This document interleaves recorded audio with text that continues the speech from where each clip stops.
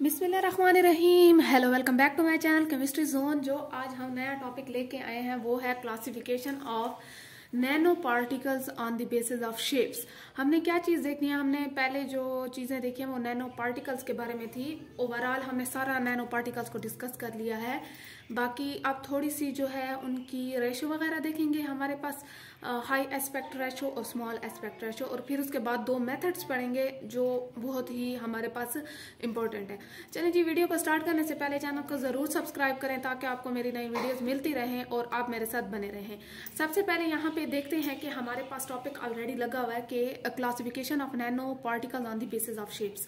ठीक है, अब nano particles with high and low aspect ratios are classified separately. हमने क्या करना है कि हमने जो low aspect and high aspect जो रेशोज हैं ऑन द शेप जो है बेसिस ऑफ शेप्स देख रहे हैं कि हमारे पास कैसे कैसे हैं। हाई एस्पेक्ट रेशो वाले जो है उनकी क्या शेप है और लो एस्पेक्ट रेशो वाले जो है उनकी क्या शेप है।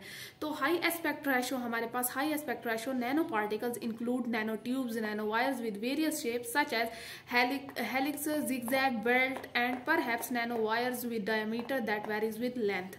अब हमारे पास क्या है, हाई एस्पेक्ट रेशो मीन्स के इनमें नैनो पार्टिकल की जो रेशो होती है वो ज्यादा होती है। जैसे आपके पास ये भी कह सकते हैं कि लेंथ में वो ज्यादा होते हैं, जैसे नैनो ट्यूब्स हो गए हैं, नैनो वायर्स हो गई हैं, बेल्ट्स हो गए हैं। ये जो है हमारे पास हाई एस्पेक्ट रेशोज है नैनो पार्टिकल। अब स्मॉल एस्पेक्ट पे अगर जाते हैं, small aspect ratio morphologies include spherical, oval, cubic, prism, helical, pillar, collection of many particle exist as a powder, suspension और कोलाइड्स हमारे पास।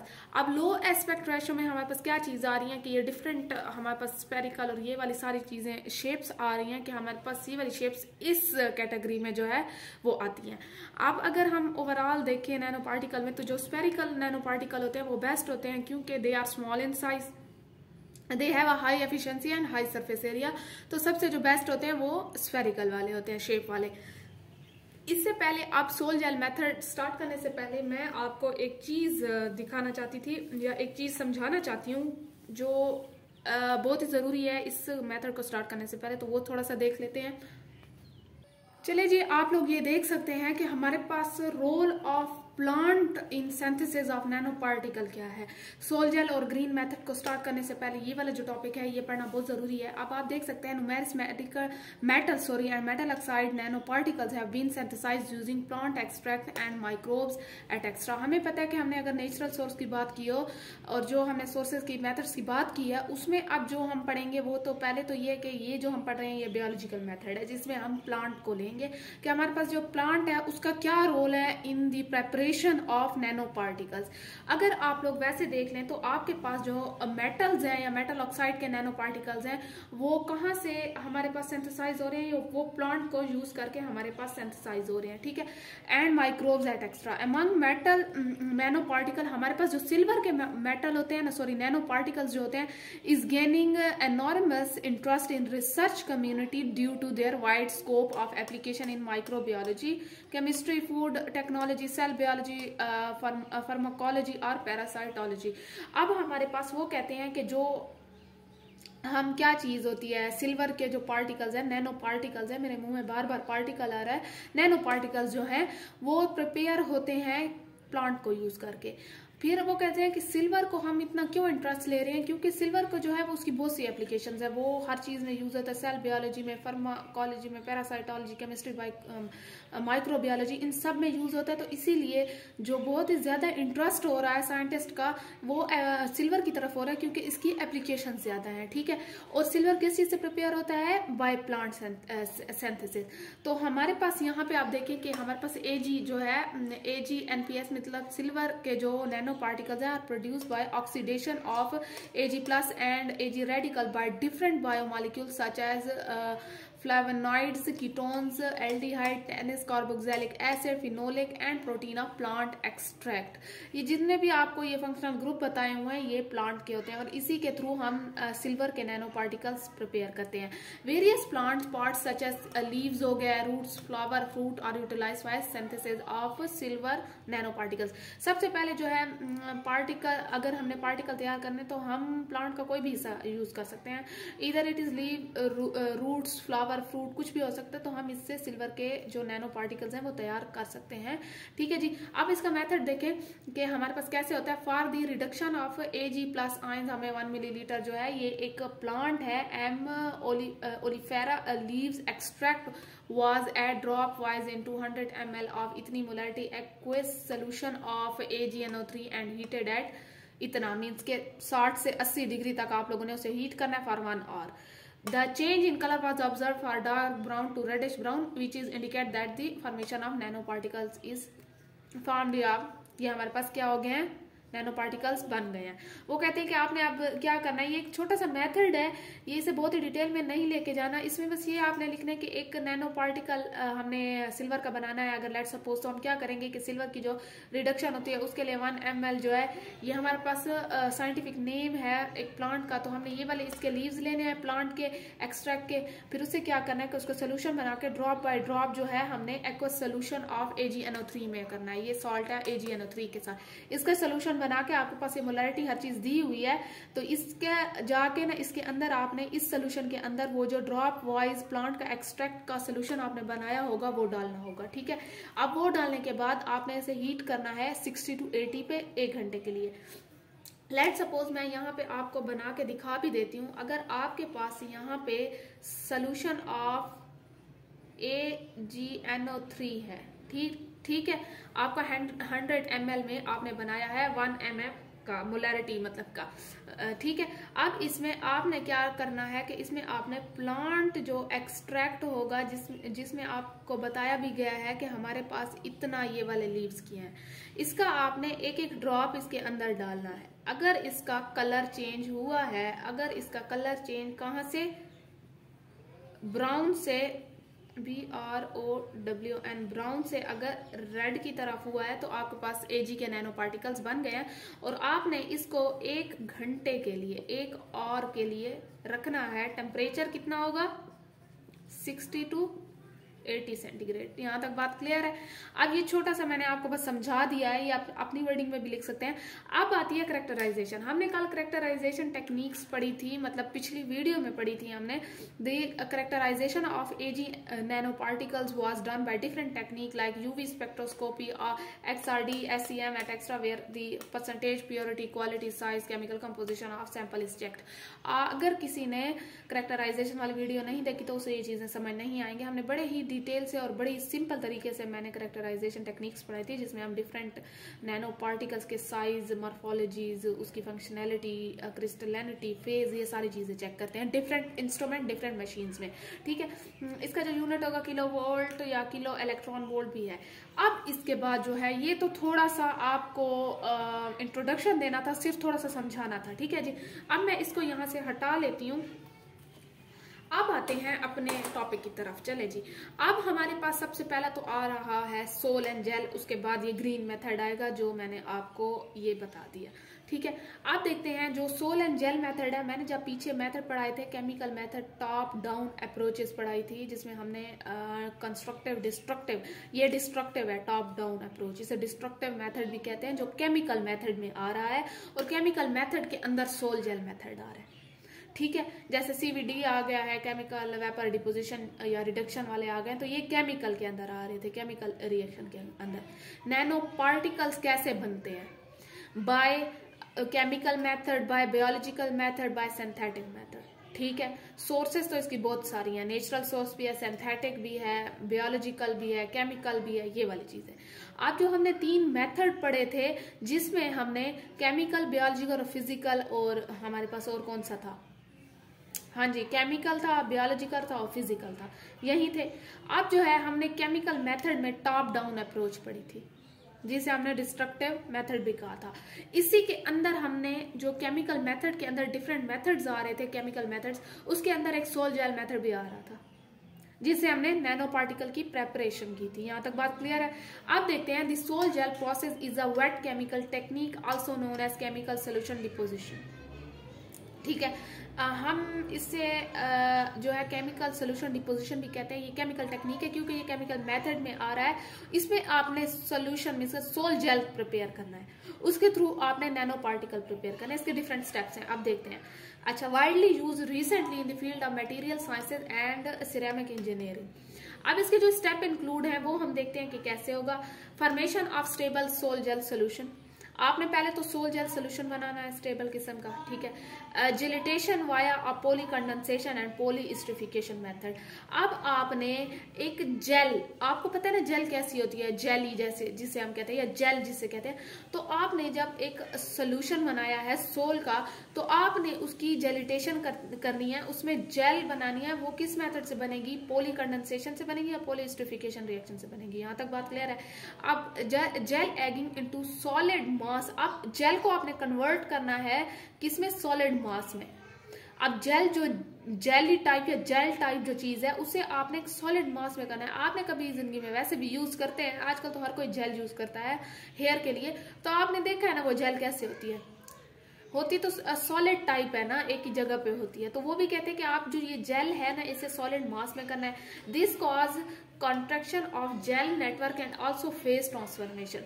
अब जो जेल वो लिक्विड में या सोल्यूशन में या जो भी जहां भी आप बना रहे हैं वो बनी हुई है, आपने उसे एक ही जगह इकट्ठा करना है, ठीक है।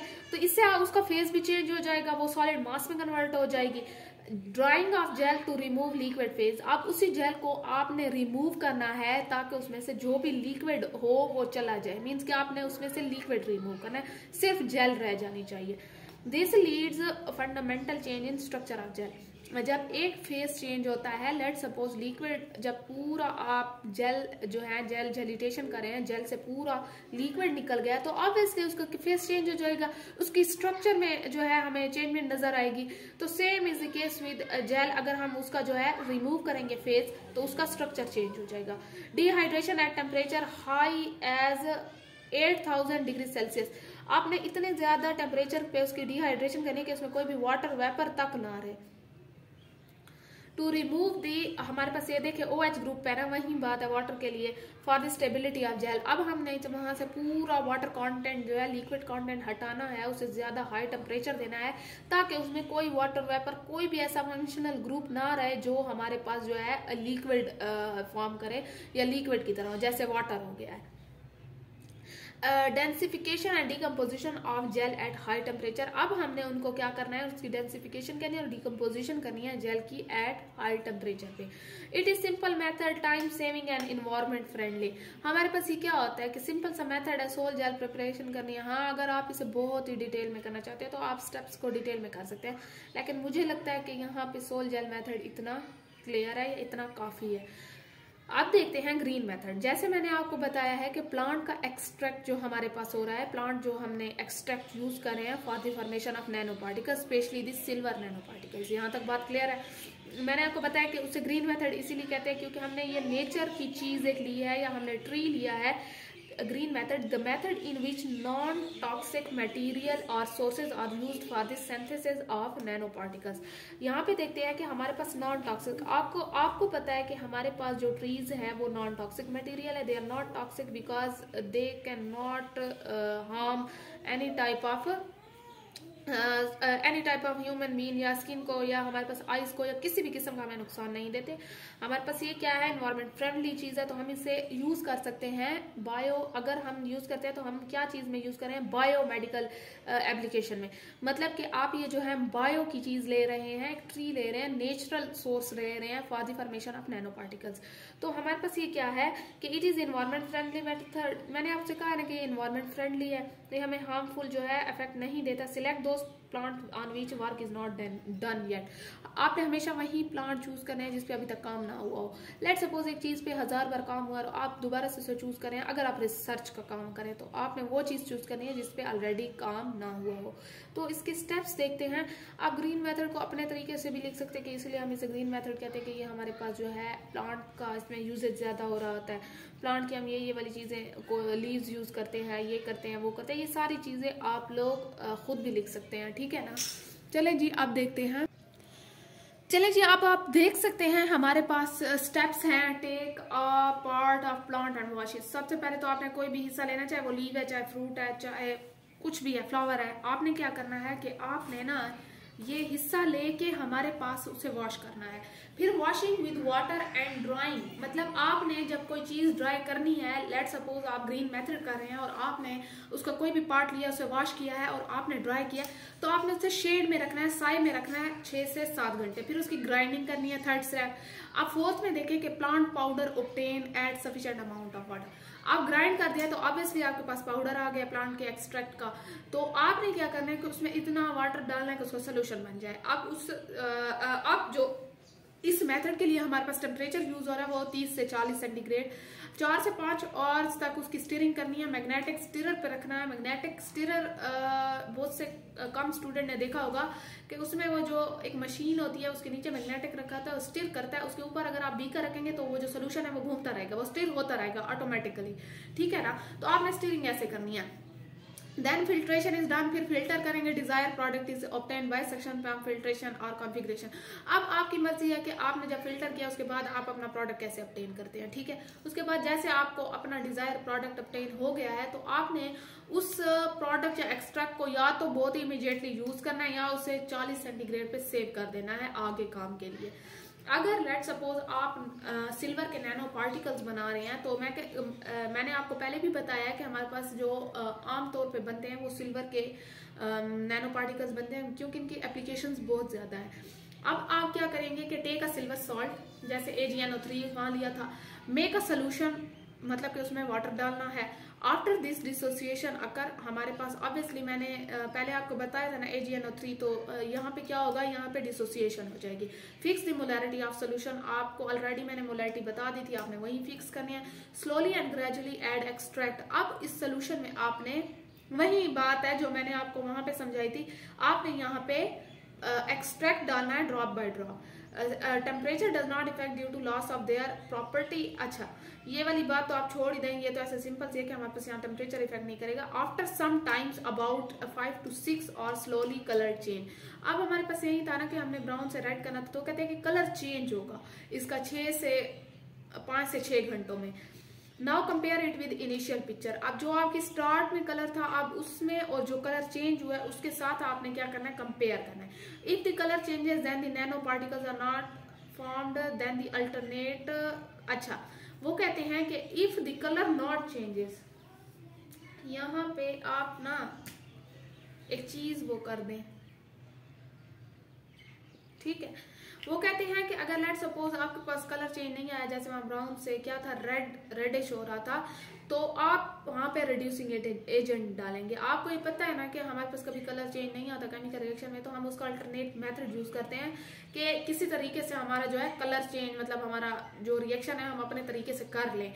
तो उसके लिए आप क्या करेंगे, अल्टरनेट मेथड यूज करेंगे जो कि है reducing agent like lithium aluminium hydroxide, ये वाली चीजें यूज कर लेंगे ताकि उसके कलर की चेंजमेंट आ जाए। If you want acidic then add acidic, अगर आप एसिडिक चाहते हैं नैनो पार्टिकल तो आप एसिड साथ में डालें, बेसिक चाहते हैं बेसिक डालें, लेकिन ये इमीडिएटली आपने करना है, इसकी फिल्ट्रेशन करनी है और सारा प्रोसेस आपने कॉन्फ़िगरेशन वगैरह का करके फिर से इसे वॉश करना है डिस्टिल वाटर के साथ, फिर से ड्राई करना है और फिर से ग्राइंड करना है और बस इसके बाद आपके नैनो पार्टिकल जो है वो ऑब्टेन हो जाएंगे। चलें जी, यहाँ तक हमारे पास ये कंप्लीट हुआ है टॉपिक। अगला जो हमारे पास है वो चीज एप्लीकेशन है, ठीक है जी। एप्लीकेशन में हम देखेंगे कि हमारे पास ये जो है कहाँ पे कैसे यूज हो रही है नैनो पार्टिकल्स की जो बेसिक एप्लीकेशंस है।